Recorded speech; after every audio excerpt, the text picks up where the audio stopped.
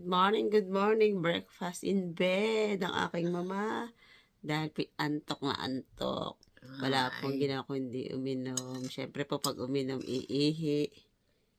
Ay matagas po ang ulo. Ay, wala po, ayaw po magpapigil. Ay kasi po ay routine na niya. Kaya hindi na po siya mapigilan.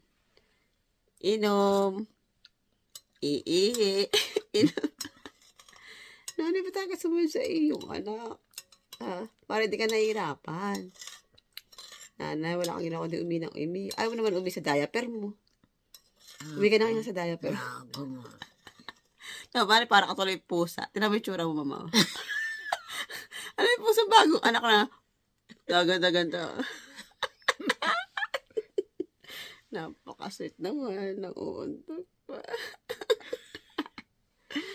Happy lang nanay. Sabi mo, happy lang tayo. Sabi mo nanay.